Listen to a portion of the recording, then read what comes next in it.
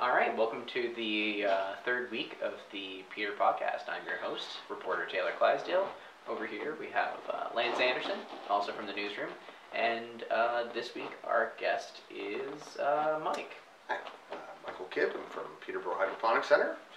I've been a Peterborough resident all my life, and I've run the hydroponics store in Peterborough for, well, this will be my 22nd year. Yeah, so this week our conversation is about cannabis. On July 1st, I believe it is the legalization date for cannabis in Ontario, when they will be allegedly hoping to have these cannabis stores open for recreational use. So one of the topics that we want to discuss today is stigma. And you are a grower of cannabis, marijuana. What do you refer to it as?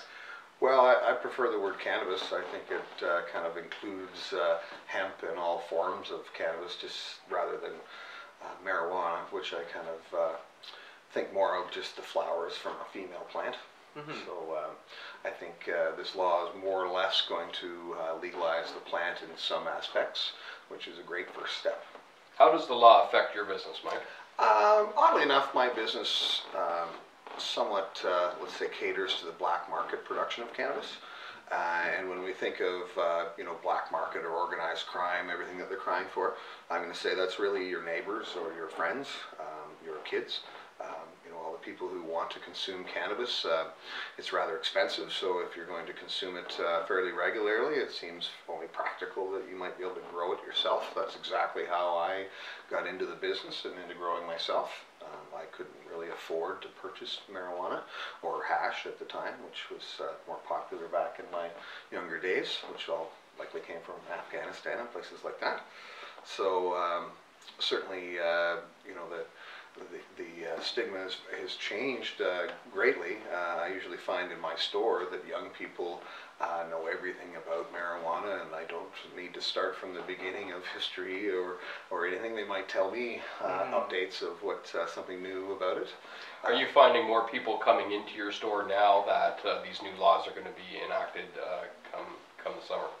Well, yes, certainly lots of interest. There are people coming in saying, hey, I can't wait till the summer so I can grow my own weed, and this kind of excitement. And what do you know about that? Like, there's some debate about whether or not, which provinces will allow for home cultivation or home growing. I think we're still kind of up in the air on that. I know federally it will be legalized to grow at least up to 4 plants yourself in your home or outside. But unfortunately, I think the provinces will yet be able to write their own laws, and then maybe even municipalities after that. So there will be unknown restrictions on the idea of growing your own.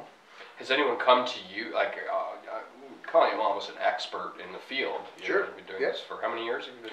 Well, this is my 22nd year. Yeah, I've been involved with cannabis for probably 30 years. Has anyone approached you from the municipality, from the province, asking your expertise on this? No, I'm going to say I've never been quizzed by anybody in any kind of important position.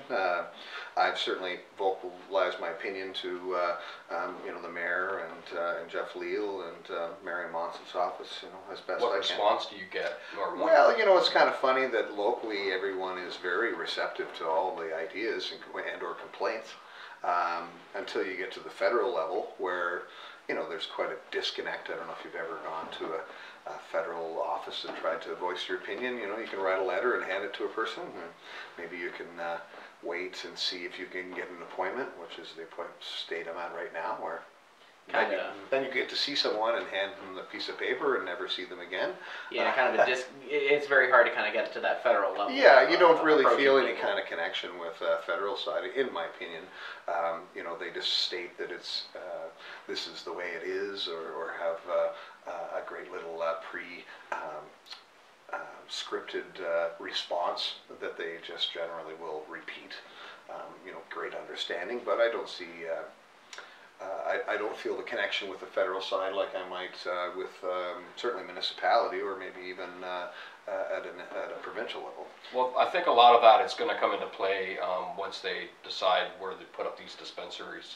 Absolutely. And I know Peterborough has been chosen as a location to host one of those dispensaries. That's right. Kawartha Lakes as well. Yes. Any idea where that would go?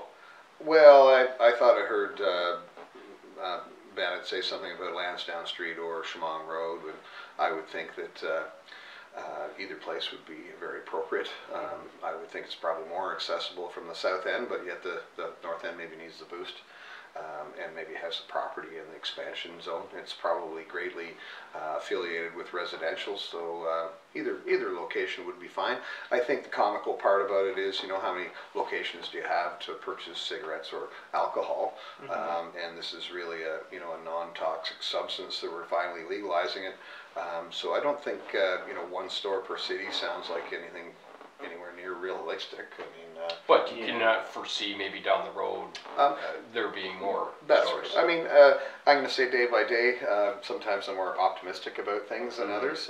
If we're talking optimistically, I'm going to say, I tried to look up when the last time we had legislation go through for marijuana, and it's been a long time. I didn't quite see. I think it's been the 80s since it was really a change. But other than that, we've just made the laws worse. You know, put amendments on the original one. So I'm going to say it's wonderful that we're writing a new law. I may not agree with a lot of things in it, but at least it's a new law that allows people to have something or in possession of it. So that is certainly the first step. I don't agree with 4 plants, but I'm going to say it's probably easier to switch it from 4 plants to 400 than it is to go from 0 to 4.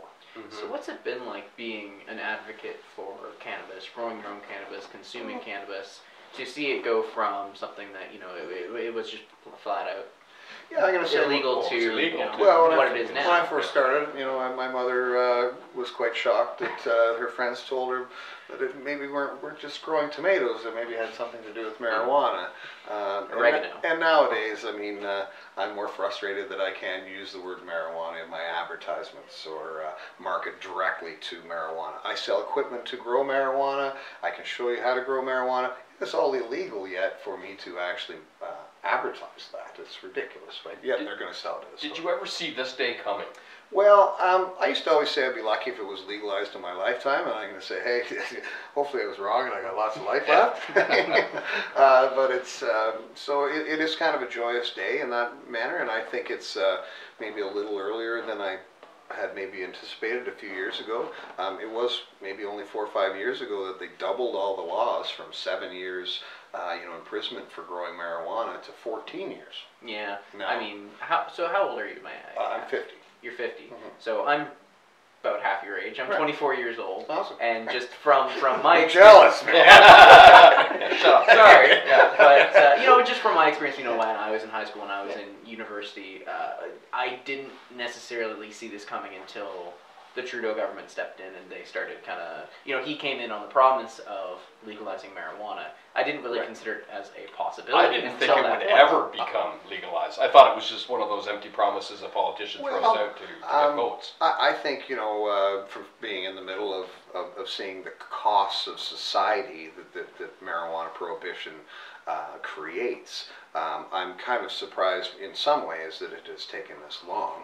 I think that the legalization that I'm watching unfolding here isn't quite what I had envisioned.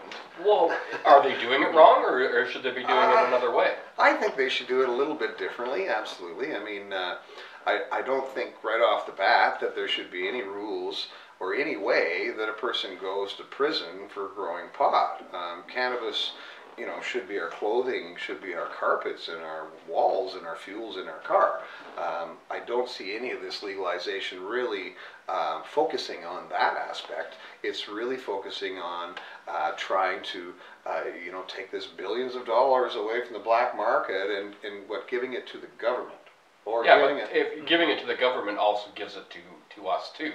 Because it goes into our healthcare education I do system, agree that there is a good spin on that, but I just think that anytime the government tries to own or control something is probably a fail. And then the idea of controlling and regulating a agricultural product that has no health risks, in my opinion, just creates a very similar market than prohibition. So in some ways, I'm going to say, are we going to watch the Aboriginals compete with, the legal market similar to cigarettes?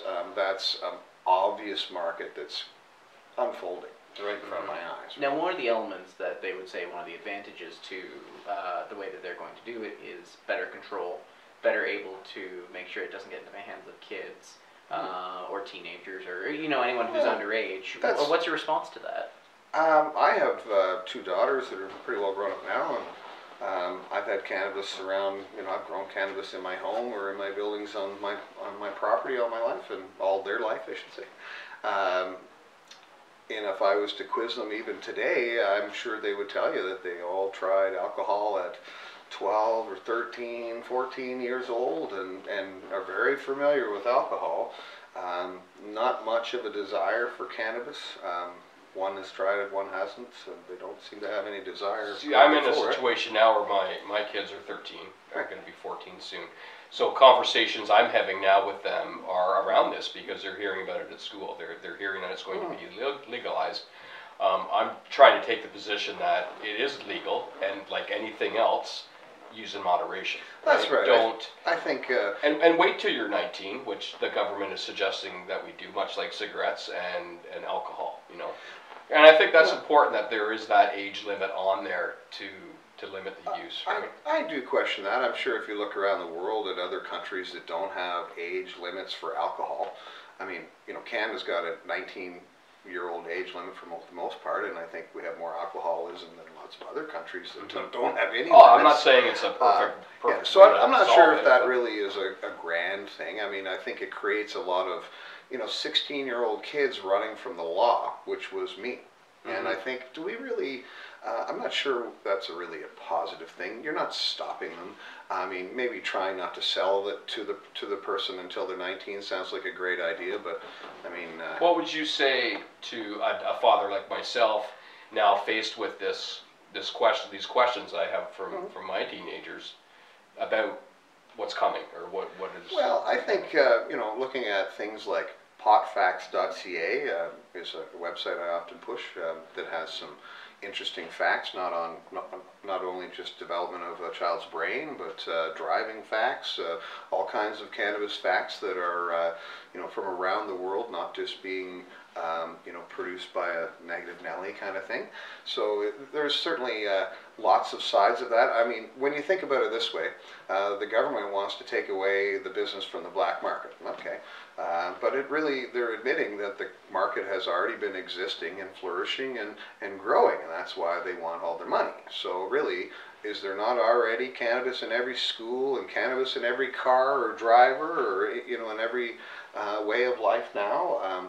The black market has been supplying cannabis to all these people, quite well over these years. I don't think you'd run into anybody that says, I want to smoke cannabis, and I just can't find any.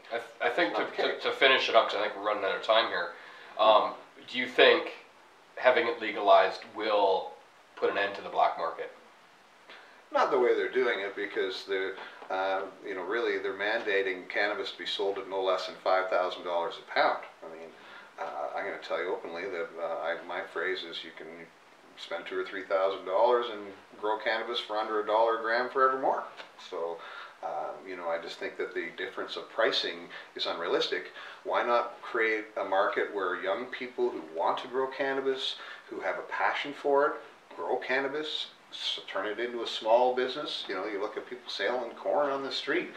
Nobody qualmed that it had mold on it or it had a pesticide on it. Well, look at the brew your own wine places. Exactly. Too, that kind of thing. Or another good one is really the vape industry. It's completely illegal, yet we're watching a basement business turn into a real corporate business, and that's wonderful. Why can't we let people do that with cannabis? It's making jobs for the young people, but it's not really making great opportunities, is my point. So your position is that it's not necessarily that it should be getting rid of the black market as much as it should be adopting the black market and turning it into the market. We should let the black market become legalized. I thought that's the idea of legalizing marijuana, not getting rid of all those people somehow or another and letting the government or select people grow. There's really only 88 companies in the whole country that have a license so far to grow, and I think, why wouldn't we have 88 people growing marijuana in Peterborough alone? That seems realistic to me. It's amazing that I've done this for over 20 years. I don't know anyone that gets to grow marijuana or sell it in this new legal market, and that seems insane. Yeah. I think that's a perfect note to end it on. Thank you very much, Mike, for being on here. Okay. You're My pleasure. wonderfully, Anytime. wonderfully informative. Thanks for that. And we'll see you next week.